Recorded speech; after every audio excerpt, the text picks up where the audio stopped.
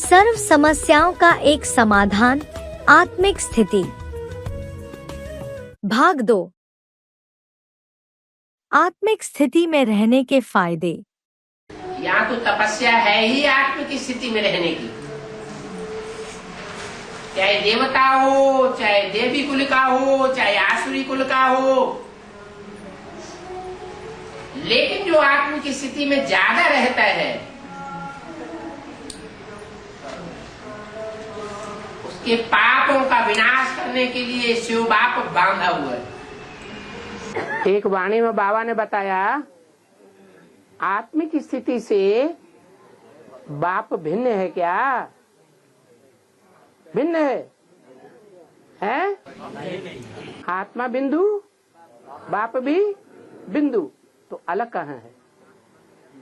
कुछ मत करो, एक ही प्रैक्टिस कर जाओ, मैं आत्मा ज्योति बिंदु, बाप अपने आप तुम्हारे पास आ जाएगा। देवानियों में बाप नहीं आता, आत्माभिमानियों में बाप आता है। सेवा करेगा, देवान में रह के सेवा करेंगे सफलता नहीं मिलेगी। आत्मिक स्थिति में रह करके सेवा करेंगे, बाप आकर के सर्विस करेगा। सफलता आत्मिक स्थिति में स्थित हुए बगैर बाप की याद नहीं आ सकती। जितना जितना हम प्रैक्टिस करते जाते हैं कि हम ज्योति बिंदु आत्मा है, उतना उतना बाप की याद स्वतः पक्की होती जाती है। बाप हमारे नजदीक आता जाता है, बुद्धि में दृढ़ता आती जाती है, बुद्धि हिलेगी नहीं। बस अमृत वेले बाप को याद न भी करें तो ज्योति बिंदु आत्मा की याद में ही बैठ जाए। आत्मा को याद करना सहज होता है क्योंकि प्रकृति के अंदर ही बैठी हुई है। तो उस सहज याद की स्थिति में जो टिक जाएंगे तो आत्मा से बाप परमात्मा दूर नहीं। आत्मिक स्थिति से परमात्मा बाप दूर नहीं है। जहाँ बच्चा है वहाँ बाप है। जहाँ आत्मिक स्थिति नहीं है, देवान है, वहाँ रावण होगा, बाप नहीं होगा। बाप अपने बच्चों के पीछे छत्र छाया मुआफिक रहता है। आत्मा से परमात्मा बाप दूर नहीं हो सकता।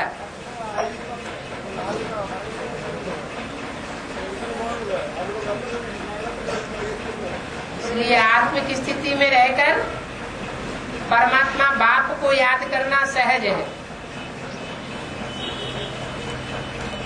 ये कहते हैं पहले आत्मा को याद करो, आत्मिक स्थिति में अपन को आत्मा समझकर फिर बाप को याद करो। सुबह से लेकर के शाम तक ये प्रैक्टिस करें पक्की पक्की। क्या कि हम ज्योति बिंदु आत्मा है और दूसरी भी आत्मा जो जरूर मिलती है, जुलती है, संपर्क संबंध में आती है, उनको भी हम क्या देखें? ज्योति बिंदु आत्मा के रूप में देखें। अगर ये प्रैक्टिस पक्की पड़ेगी तो शर्त यह है कि आत्मा को परमात्मा जरूर याद आवेगा। क्या?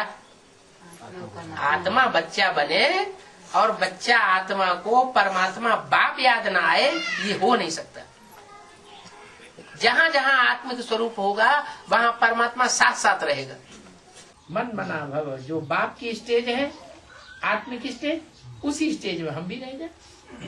टाइम वेस्ट न करें। क्या? ये स्टेज ही अंत समय में काम आवेगी। जब विनाश होगा, चारों तरफ खून खराबा होना शुरू होगा, लोग वायरे हो जाएंगे, पागलों जैसे आचरण करने लगेंगे, उस समय आत्मिक स्टेज ही काम में आवेगी। जो आत्मिक स्थिति में स्थित होंगे उनको भगवान की कनेक्शन करने में सुविधा होगी, भगवान से उनका कनेक्शन जुट जाएगा। आत्मिक स्थिति में पक्के नहीं होंगे तो उनका कनेक्शन नहीं जुटेगा। इसलिए अभी से पक्का करना है। क्या?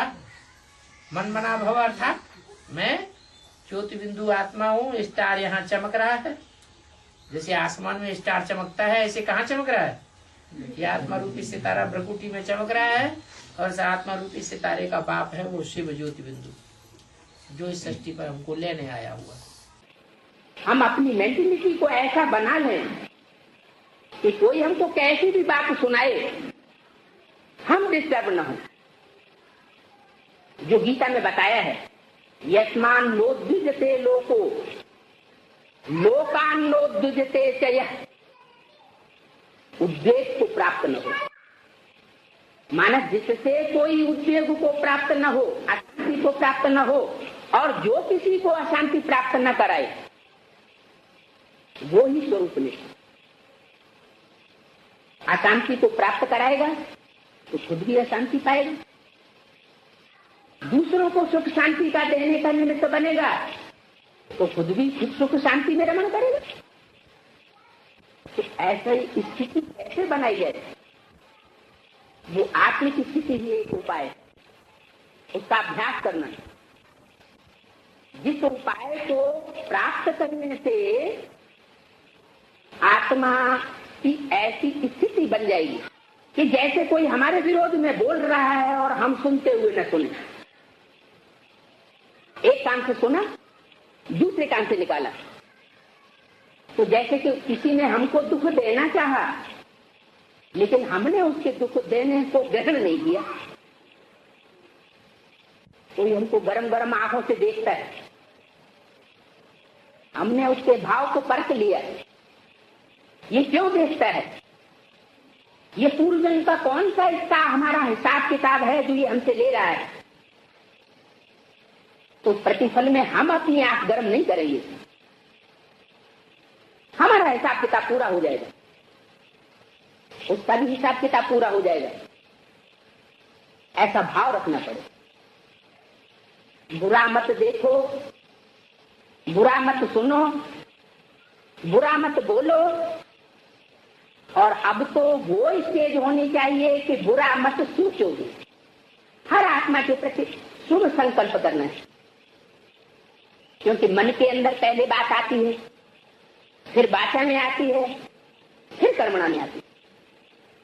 मनसा का कोई विकर्म नहीं बनता, पाप कर्म नहीं बनता, लेकिन वाचा में और कर्मेंद्रियों में अगर कोई बात ऐसी आ जाती है जिससे दूसरे को दुख होता है तो उससे पाप बन जाता है। तो उससे बचे रहने के लिए सिर्फ एक ही सबसे बड़ा उपाय है, 60-50 साल निसंकल्प स्टेज। मैं आत्मा ज्योति बिंदु, मैं आत्मा स्टार, जिस स्टार की रोशनी इन आंखों से निकल रही है, इस स्थिति में स्थित हो जाए। स्वस्थिति की शक्ति से किसी भी परिस्थिति का सामना कर सकते हो ना। स्वस्थिति अर्थात आत्मिक स्थिति, पर स्थिति व्यक्ति व प्रकृति द्वारा आती है। अगर स्वस्थिति शक्तिशाली है तो उसके आगे पर स्थिति कुछ भी नहीं है।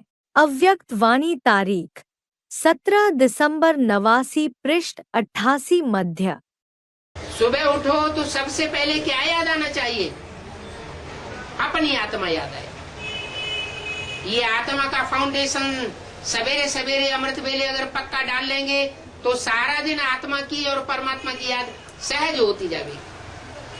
स्वस्थिति बनावेंगे तो परिस्थिति से दूर रहेंगे, परचिंतन होता है उससे दूर रहेंगे, परेशानी से दूर रहेंगे।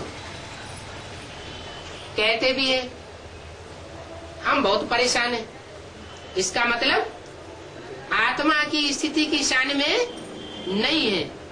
अगर आत्मिक स्थिति की शान में रहे तो सारी परेशानियां हल्की हल्की दिखाई पड़ती है। जैसे कोई हवाई जहाज में ऊपर चला जाता है तो नीचे की चीजें छोटी छोटी दिखाई पड़ती है।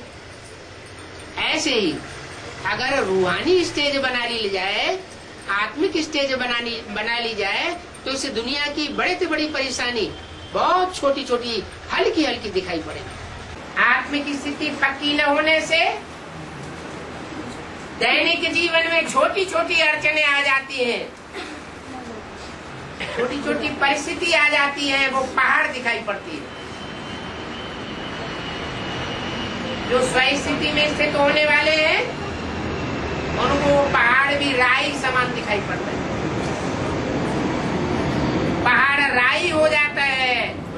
हो जाता है, हल्का हो जाता है।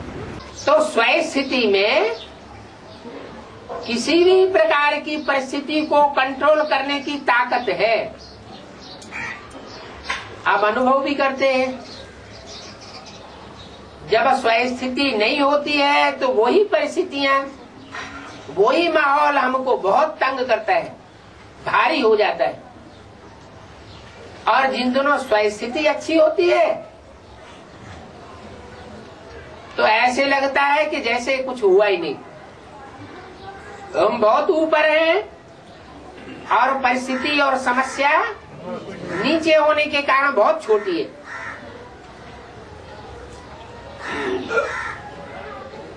अंदर से आवाज आती है, जो होता है सो होने दो, निश्चिंत अवस्था रहती है। मन नशा चढ़ा हुआ है, जैसे कोई शराबी शराब पी लेता है और उसके घर में बहुत झगड़ा लगा हुआ है, बहुत लोग बीमार पड़े हुए हैं, चारों तरफ से हाय हाय की बौछार हो रही है और उसने नशा पिया हुआ है शराब का, तो क्या समझता है? जो होता है सो होने दो, कुछ भी नहीं। अपनी बादशाही का नशा अनुभव होता है ना, वो तो अल्पकाल की है। नशा उतर गया, खेल खलास। और यहाँ तो नारायणी नशा है। अमृत वेला अभ्यास के लिए बहुत अच्छा है। सूरज निकलने से 4 घंटे पहले तक अमृत वेला होता है। अमृत वेला 24 घंटे का फाउंडेशन वेला है। इस फाउंडेशन वेला में जितनी आत्मिक स्थिति की प्रैक्टिस पक्की कर लेंगे, सारा दिन अवस्था उड़ती उड़ती रहेगी, चढ़ती कला बनी रहेगी, हल्का पेन महसूस करेंगे, बाप की याद स्वतः आती रहेगी। छोटी छोटी परिस्थितियों में बच्चे घबराए जाते हैं, वो घबराहट पूरी नहीं होगी।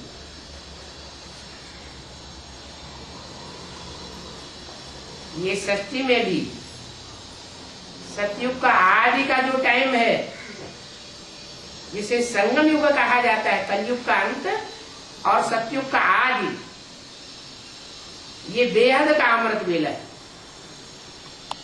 इस अमृत वेले में जिसने पक्का पुरुषार्थ कर लिया,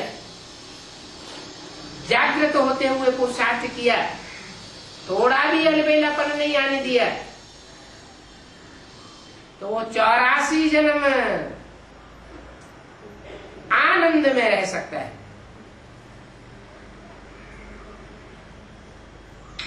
इतनी पक्की याद होनी चाहिए। इसलिए कहते हैं गीता के अंतिम श्लोक में, स्मृति लब्धा नष्टो मोह। कैसे नष्ट मोह? देह और देह के संबंधों से नष्ट मोह।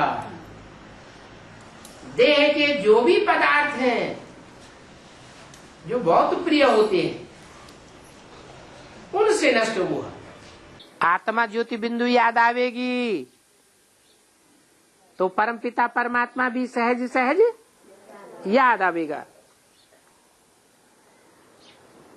ये स्वधर्म में टिकने की बात है। स्व माने आत्मा, धर्म माने धारणा। आत्मिक स्थिति की धारणा में तुम 5 मिनट से भी शुरुआत करेंगे तो भी तुमको बहुत फायदा होगा।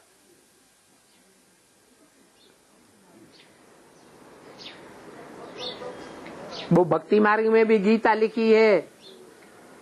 जब लिखी गई थी गीता तो द्वापर युग सतो प्रधान था या तमो प्रधान था? सतो प्रधानता में सच्ची बात लिखी गई होगी या झूठी बात लिखी गई होगी? वहां भी आया है स्वल्पम अप्यस्य धर्मस्य त्रायते महतो भयात्।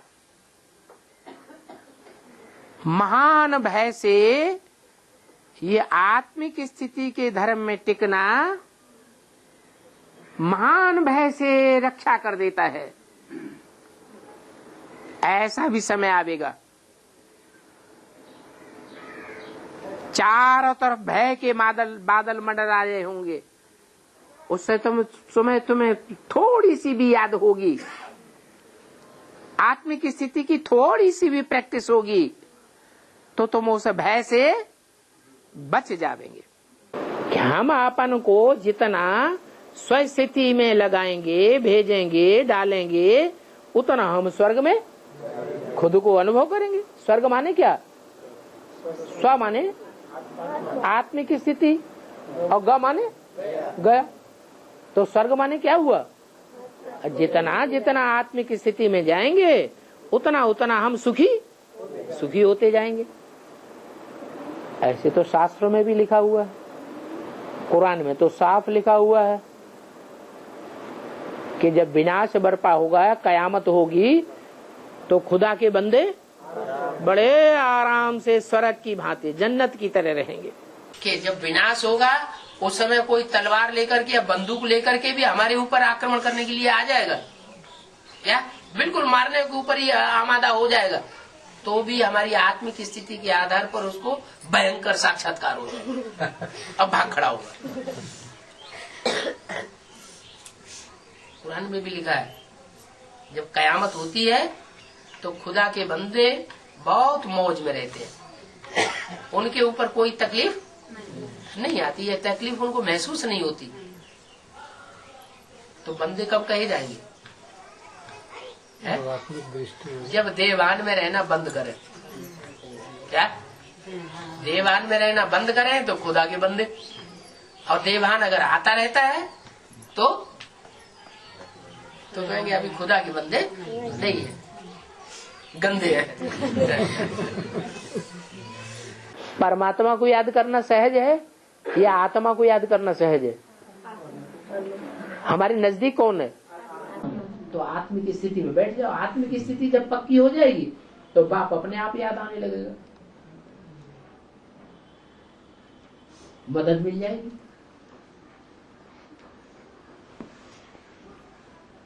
दुनिया वालों का भले कितना भी नुकसान होता रहे, तुम्हारा बचाव होगा।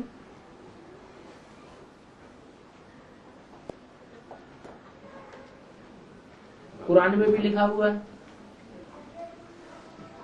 कयामत के समय भगवान के बंदे बड़े मौज में रहेंगे।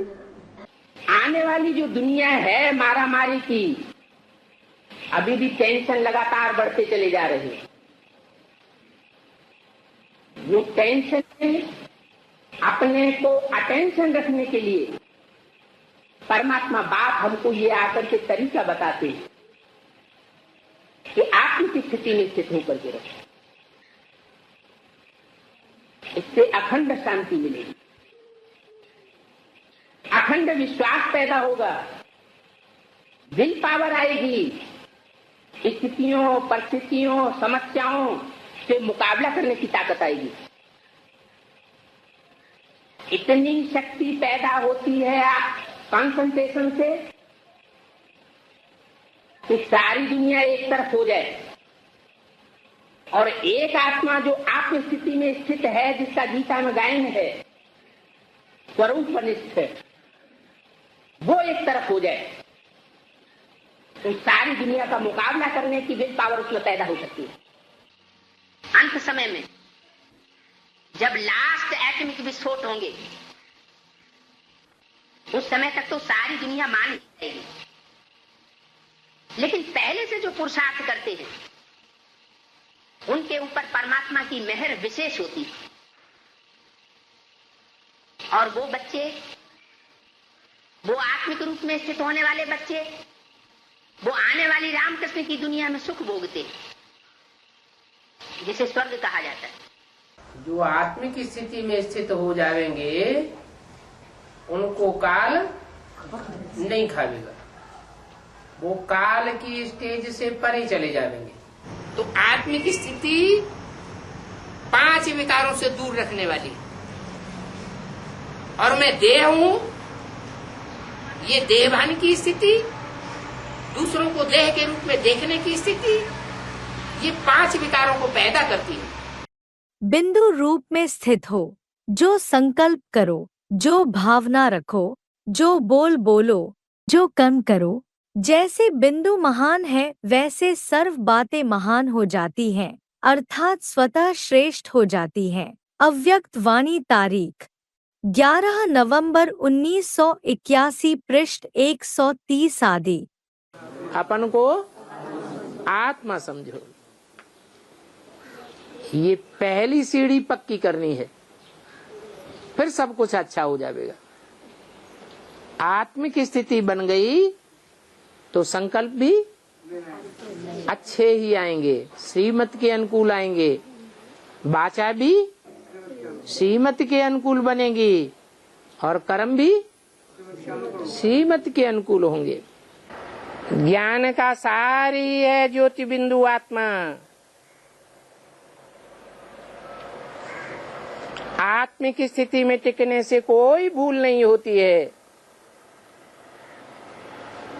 भूलें होती ही तब है जब तुम देहबान में आते हो। आत्मिक स्थिति में स्थित रहने से स्वभाव संस्कार परिवर्तन होते हैं। जितना हम आत्मिक स्थिति में रहने की प्रैक्टिस करेंगे, स्वतः ही स्वभाव संस्कार परिवर्तन होते रहेंगे। क्योंकि स्वभाव संस्कार जो आते हैं भिन्न भिन्न प्रकार के, वो तो अनेक प्रकार के देहधारियों के संग के रंग से आए। वो संग का रंग छट जाएगा जब हम आत्मिक स्थिति में रहेंगे। आत्मिक चिंतन में जितना हम रहेंगे, उतना हमारी प्रकृति, हमारे स्वभाव संस्कार स्वतः ही सात्विक बन जाएंगे, और हमारा वाइब्रेशन सात्विक होने से अगला जन्म जो हमें मिलेगा वो सात्विक परिवार में मिलेगा। सात्विक वातावरण में हमारा जन्म होगा। अभी भी जितना हम आत्मिक स्थिति में रहेंगे, उतना बाप की याद में ज्यादा रह सकेंगे। जन्म जन्मांतर के पाप अगर जल्दी भस्म करने हैं तो कौन सा फाउंडेशन पक्का करना है? आत्मिक स्थिति का फाउंडेशन पक्का करना है। पहली सीढ़ी है आत्मिक स्थिति। आत्मिक स्थिति में स्थित होंगे तो चारों युगों में आत्मा चक्र लगाने योग्य बनेगी। जितना आत्मिक स्थिति में टिके हुए होंगे, उतना आत्मा के बाप की भी स्मृति आवेगी, और बाप से पूरी पावर की प्राप्ति होगी, पूरी शक्ति मिलेगी आत्मिक स्थिति में रहने से। 24 घंटे में क्या ज्यादा याद आता है? स्टेज क्या है? निराकारी स्टेज बनती है या देह अभिमान की स्टेज बनी रहती है? क्या स्थिति है? अगर हीरे की याद पक्की हो गई तो सुख मिलेगा इसी जन्म में। अभी अभी सुख का अनुभव करेंगे या दुख का अनुभव करेंगे? घड़ी घड़ी सुख का अनुभव करते रहेंगे। असली आत्मिक स्थिति में जब टिक जावेंगे तो सोने की दरकार रहेगी ही नहीं। स्वर्ग तो स्थापन होगा, लेकिन उन्हीं आत्माओं का संगठन वो प्रत्यक्ष होगा जो स्वस्थिति में जाएंगे, आत्मिक स्थिति में जाएंगे। अगर आत्मिक स्थिति में नहीं जाते, परचिंतन में आते हैं, देहभान में आते हैं घड़ी घड़ी, तो जाएंगे कैसे?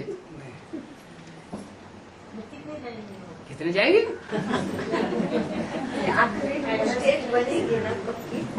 जिनकी आत्मिक पक्की स्टेज बनेगी वही जाएंगे। सर्विस की सफलता ज्यादा निकले उसका भी मुख्य साधन यह है कि आत्मस्थिति में रह सर्विस करनी है। पहला पाठ ही पॉलिश है, इसकी ही आवश्यकता है। कब नोट किया है? सारे दिन में यह आत्मिक दृष्टि स्मृति कितना रहती है?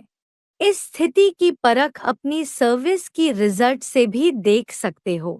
अव्यक्त वाणी तारीख 19 जुलाई 1969 पृष्ठ 92 आदि। आत्म की स्थिति का अभ्यास करेंगे तो दुनिया में बुद्धि जाएगी, है? दुनिया से बुद्धि कट हो गई, स्व स्थिति में स्थित हो गए। तो स्व स्थिति में स्थित होना ये भी तो वाइब्रेशन को बनाने वाली बात हुई ना। जो आत्म की स्थिति में स्थित होगा, स्व स्थिति में स्थित होगा, वो परिस्थितियों से मुकाबला करेगा कि नहीं करेगा? करेगा। परचिंतन में होगा तो डूबेगा या उथलेगा, ऊपर जाएगा? डूबेगा। स्वस्थिति तो फाउंडेशन है सेवा का। स्वस्थिति में रहकर जो सेवा की जाती है उस सेवा का फल निकलता है, अच्छा फल निकलता है। और परचिंतन में रहकर के जो सेवा की जाती है, देह के भान में रहकर जो सेवा की जाती है, या देहधारी को देख करके जो सेवा की जाती है, अरे ये बड़ा रईस है, साहूकार है, इसकी सेवा कर दें तो बड़ा सेंटर बन जाएगा। तो ये देवान की सेवा हुई, ये आत्माभिमान की सेवा हुई, ये देह अभिमान की सेवा होगी। तो बहुत अंतर है। आत्माभिमान में रहना ये सेवा का फाउंडेशन है। आत्म की स्थिति में रहते हैं तो वाइब्रेशन बनाने की सेवा करते हैं। जैसे जैसे स्वस्थिति की स्थापना बुद्धि में होती जाएगी, जैसे जैसे हम स्वस्थिति में स्थित होते जाएंगे, वैसे वैसे हमारे लिए स्वर्ग का वायुमंडल बनता जाएगा। आत्मिक स्थिति न बनने से नुकसान। तो कोई तो तत्व नसीब बनेंगे। काठ के तत्व की बात नहीं है, नहीं, दोनों ही तत्व हैं। दिल तत्व भी है और साथ साथ अकाल तत्व भी है। ये प्रकृति ये क्या है? अकाल ही तत्व, आत्मा का तत्व। आत्मा अकाल है, अकाल तत्व। और फिर बाप दादा का दिल तत्व भी है। तो कोई तो तत्व नसीब बनेगा, यानी कोई तो जो अकाल तत्व नसीब नहीं बनते वो फिर दिल तत्व भी नहीं बन सकते। दिल तत्व पर बैठने वाले नहीं बन सकते, अकाल तत्व बना। आत्मिक स्टेज में रहने की जिन्होंने प्रैक्टिस नहीं की है, देवहन की स्टेज वाले हैं, वो फिर बाप के दिल तत्व पर भी नहीं चढ़ सकते। तो पहले क्या करना पड़े? पहले अकाल तत्व नसीब बने। अकाल तत्व नसीब आत्मिक स्टेज वाले जो बनेंगे वो ही ज्ञान रत्नों के अस्त्र शस्त्र धारण कर सकेंगे। अब ये आत्मिक स्टेज ही निसंकल्प स्टेज है। हाँ, उससे विचलित नहीं होना चाहिए। अगर विचलित होते हैं तो कहेंगे कि आत्मा ज्ञान स्वरूप नहीं बनी है, कुछ न कुछ कमी है, अज्ञानी है। इसलिए आत्मिक स्मृति से जैसे तराजू हिलता डुलता है, ऐसे ऊपर नीचे हो रही है। रावण के प्रभाव में है, अभी राम राज्य में नहीं है। जब हम राम राज्य में जाएंगे तो हमारी आत्मिक स्टेज स्थिरियम हो जाएगी। इतने साल बाप आकर के निर्वैर बनने की पढ़ाई पढ़ाए रहे हैं, बोलते हैं अपन को आत्मा समझो, दूसरों को आत्मा देखो, लेकिन पढ़ाई नहीं पढ़ते हैं, ध्यान नहीं देते हैं। तो ऐसे जो आत्मिक स्थिति की पढ़ाई न पढ़ने वाले हैं वो सब कट मरेंगे, खून की नदियां बह जाएंगी। नहीं तो कोई ने इतना गुनाह थोड़े ही किया है जो खून की नदियां बह जाए। इसके 84 जन्म पूरे हुए। अरे हम आत्माओं में से कोई आत्माएं है जो पहले पहले आत्मिक स्थिति को धारण करती है और पूरे 84 जन्म लेती है। जिनके 84 जन्म नहीं होते वो आत्म की स्थिति को पूरा धारण ही नहीं करते। उनमें कुछ न कुछ देवान रह जाता है। चौथाई कला का देवान भी रह गया तो भी वो द्वापर युग से जो न कन्वर्ट होने वाली आत्माएं हैं उनको धोखा दे जाएंगे और देहाभिमानी धर्म पिताओं के साथ मिल जाएंगे। 24 घंटे में अगर आत्मिक स्थिति नहीं होगी तो विनाश के टाइम पर बचेगा ही नहीं। 5 विकारों अथवा 5 तत्वों की चपेट में आ जाएगा।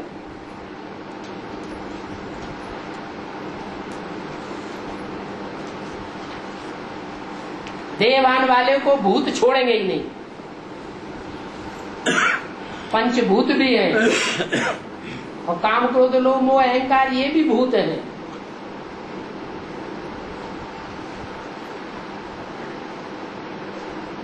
देवान वाले को ही पकड़ते हैं। आत्मिक स्थिति वालों की निशानियां। आत्मिक स्थिति में टिकने के लिए थोड़ा प्रयास करना पड़ता है ना। हमारी तपस्या ही है आत्मिक स्थिति में टिकने की। देवान में तो बड़े आराम से चले जाओ, उसे तो कोई पुरुषार्थ करने की दरकार ही नहीं। लेकिन आत्मिक स्थिति में टिकना और आत्मिक रूप में दूसरों को देखना यही मेहनत है। बाप जरा मदद कर रहे हैं, कैसे करें? अब जो मेहनत करेगा तो बाप मदद नहीं करेगा। मदद तो करना चाहिए ना। बाबा मदद कर रहे हैं, खुशी बढ़ेगी, हल्कापन महसूस होगा। आत्माएं जो जितनी चैतन्य होती है अर्थात आत्म की स्थिति में एक्सपर्ट बनती है वही ड्रामा को चेंज करने वाली बनती है।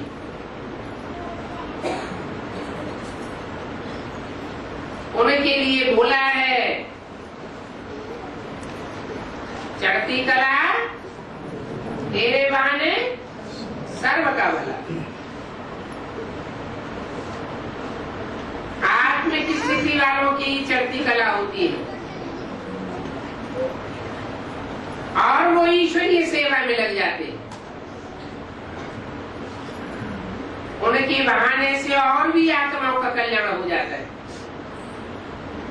ड्रामा ही बदल जाता है। जहाँ भी आत्मा पहुंचेगी आत्मिक स्थिति में रहने वाली,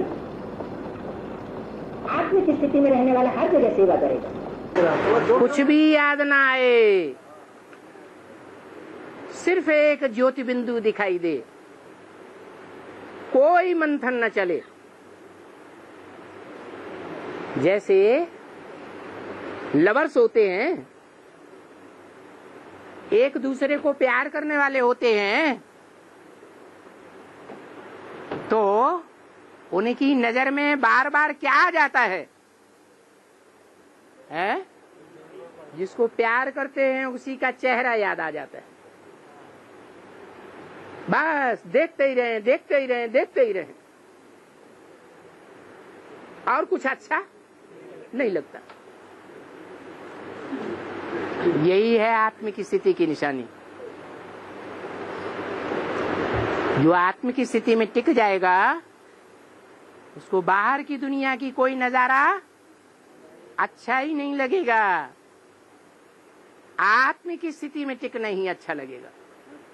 जो आत्मिक स्थिति धारण करते हैं उनके विकार देखने में नहीं आवेंगे, कोई प्रूफ नहीं मिलेगा। माने विपरीत, कार माने कर्म, उनका कोई भी ऐसा कर्म देखने में नहीं आवेगा, सुनने में नहीं आवेगा और प्रैक्टिकल जीवन में साबित भी नहीं होगा, जिससे ये क्लियर हो जाए कि वो श्रीमत के विपरीत कर्म करने वाले हैं। जो श्रीमत के विपरीत कर्म होते हैं उनसे आत्मा खुद भी दुखी होती है और दूसरे भी दुखी हो जाते हैं। इसलिए बाबा ने वाक्य बताई दिए है, आत्मा साकारी है या निराकारी है? निराकारी। निराकारी की निशानी बताई, निराकारी, निर्विकारी और निरहंकारी, यही निशानी है। जो आत्मिक स्थिति में टिका होगा, निराकारी स्टेज में टिका होगा, वो निर्विकारी होगा, कोई को दुख देने वाला नहीं होगा। दुख देना उसका साबित नहीं हो सकता। आत्मिक स्थिति की निशानी है खुशनुमा चेहरा दिखाई देगा। जैसे क्राइस्ट को देखो, गुरु नानक को देखो, महात्मा बुद्ध को देखो, शंकर के जो चित्र दिए हुए हैं उन चित्रों में देखो, तपस्या में बैठा हुआ कैसा चेहरा दिखाई दे रहा है? खुशनुमा चेहरा दिखाई देता है। उसे कहेंगे आत्मिक स्थिति। आत्मिक स्टेज की ये पहचान है कि वो हल्का हल्का रहेगा, खुशी से भरपूर रहेगा। आत्मिक स्टेज जिसकी बनी हुई होगी उसके ऊपर भूत प्रेत आदि का वार नहीं होगा। जो आत्मिक स्टेज वाला होगा, देहभान वाला नहीं होगा, उसके ऊपर विकारों का वार नहीं होगा। देहभान में होगा तभी विकारों का वार होगा। आत्मिक स्थिति जिसकी पक्की बन जाएगी, उसकी आंखें इधर उधर देखेंगी, देखती हुई नजर आएंगी या स्त्रियम नजर आएंगी? हैं? स्त्रियम होंगी। अकेली आंखें ही नहीं, सभी इंद्रियां स्त्रियम हो जाएंगी। उसको कहेंगे आत्मनिष्ठ। जो आत्मिक स्टेज में सदैव रहेगा वो ये इच्छा तो जरूर करेगा कि हम वो दुख और सुख की अनुभूति से परे हो जाए, माने बाप समान हमारी स्टेज हो जाए और बनी रहे। बाप समान स्टेज माने निराकारी, निर्विकारी और निरहंकारी।